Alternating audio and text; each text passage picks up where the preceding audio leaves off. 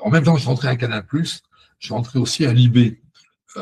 Libé m'avait demandé de faire une chronique hebdomadaire sur les jeux vidéo. Et donc, du coup, j'encaissais plein. Euh, alors, Libé, à l'époque, c'était Philippe Kieffer, c'était vraiment comment dire, sorte de perdre la pudeur d'un point de vue moral. Donc, je n'avais pas le droit d'avoir des cadeaux des éditeurs. C'est moi qui devais acheter les jeux. C'était une très bonne idée, d'ailleurs. Et Libé me remboursait. Et donc, j'avais testé un jeu de Cryo. C'est comme ça que j'ai rencontré Cryo, qui s'appelait KGB. Et KGB, c'était un jeu d'aventure qui existait en langue multiple. Et je m'étais dit, mais alors, si moi je joue à Paris en français, mais on pouvait jouer en ligne, hein. C'était en ligne rudimentaire, mais en ligne, et que je joue contre un Allemand. L'Allemand, lui, il parle allemand, mais moi, je vais voir en français. Et donc, je peux imaginer un système de jeu mondial. Encore une fois, il y avait pas encore Internet à l'époque, mais c'était sur avec des petits modems. Voilà, c'est ça que j'avais en tête en me disant, mais on peut faire un jeu qui se joue chacun avec sa langue sans problème, quoi. Deuxième étape, en me disant, oui, mais l'embêtant, c'est que bon, si moi je veux bouffer parce que c'est 21h, je me décroche et tout s'arrête et le type, il ne voit plus rien. Donc, il faut un monde persistant.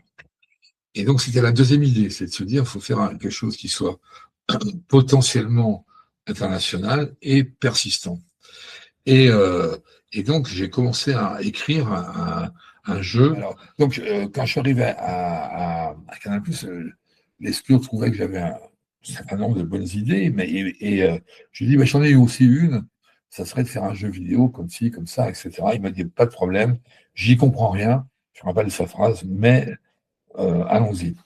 Et donc, ayant en tête le souvenir de KGB, je suis allé voir Cryo, bon, comme j'étais allé voir Jean-Michel Blotier à Tilt, et je leur ai exposé l'idée. Donc, on a commencé avec Philippe Ulrich à, comment dire, à délirer sur ce que ça pouvait être, etc. Mais je leur ai dit, oui, non, bon, c'est sérieux, j'ai le fric, faisons un truc. Et alors, c'est là, enfin, à la fois, c'est ce qui a rendu les choses possibles, euh, c'est que Philippe Ulrich était un enthousiaste. Et en même temps, ce qui a commencé à déconner, c'est que, en fait, on ne parlait pas de la même chose. Philippe, il voulait un jeu de science-fiction. Et que Cryo savait faire très bien, ils en avaient fait plusieurs. Et moi, je voulais quelque chose, comment dire, une communauté. Et ce que je disais à Philippe, c'est que plus ton univers est étrange, plus les utilisateurs sont stéréotypés.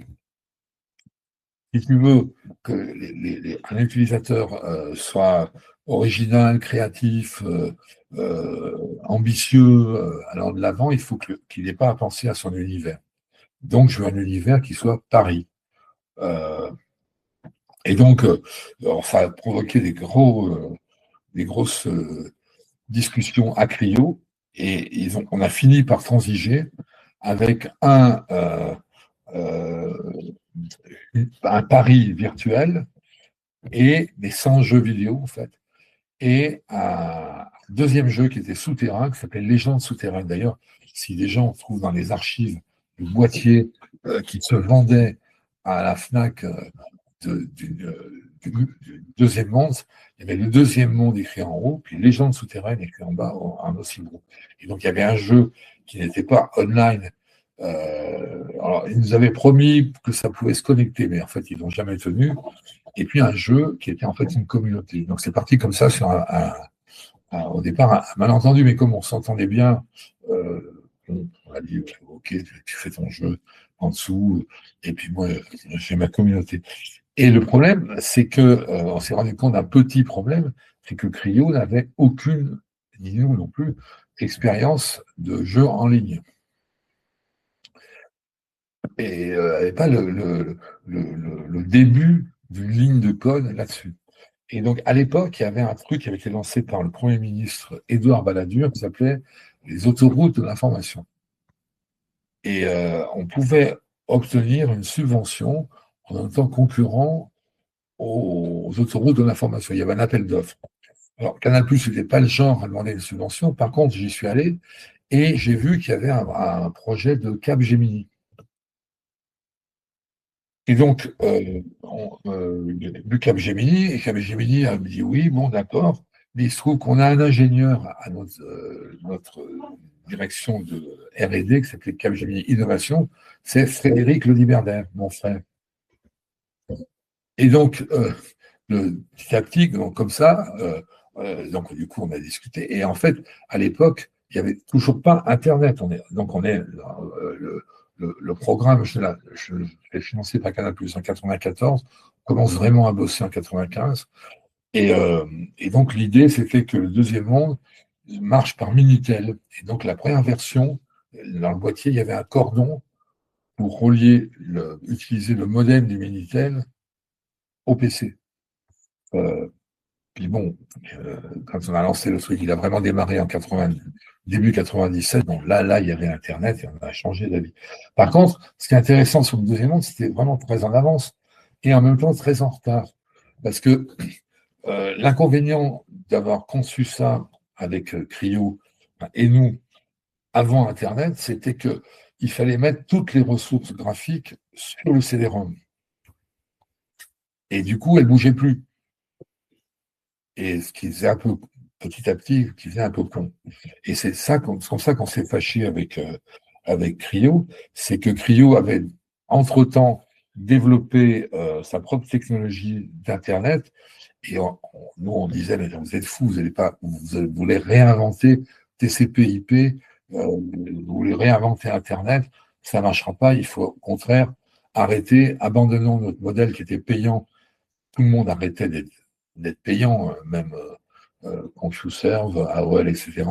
Il faut aller vers la gratuité, on sera financé par la pub et on va prendre la technique classique, quoi, le web. Et eux, ils voulaient absolument protéger leur technologie, qui les a conduits à la ruine d'ailleurs, hein, parce qu'ils s'appelaient Skoll. Ils ont introduit Skoll en bourse. Et du coup, ça a coulé complètement, et Skoll et Creo.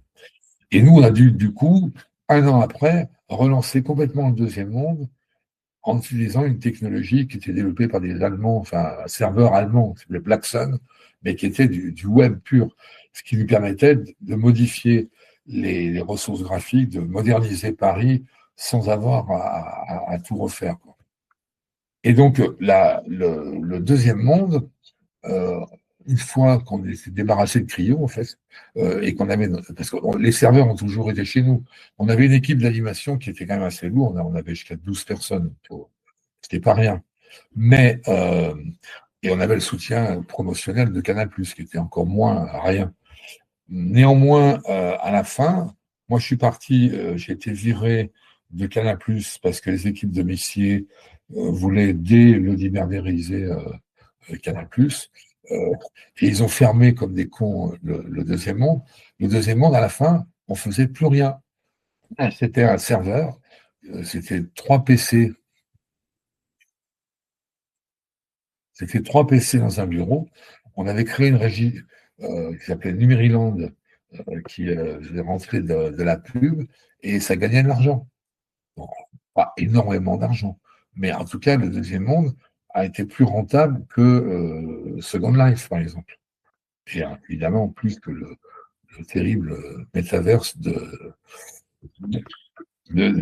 Facebook. Donc voilà. Alors, ils l'ont fermé, et l'association qui gérait, parce que dès le début, j'avais conçu le système comme étant autogéré. Il y avait j'avais appelé des constitutionnalistes, Cohen Tanerjee notamment, on avait fait une constitution, il y avait des élections, et le principe, c'était que les exclusions dans le deuxième monde étaient gérées par les internautes eux-mêmes. Et donc, du coup, la logique était que c'était développé et géré par la communauté des utilisateurs, dont les bimondiens. Effectivement, il y a eu des mariages dans le monde réel, Et quand Vivendi a débranché la prise, les bimondiens continuaient à exister.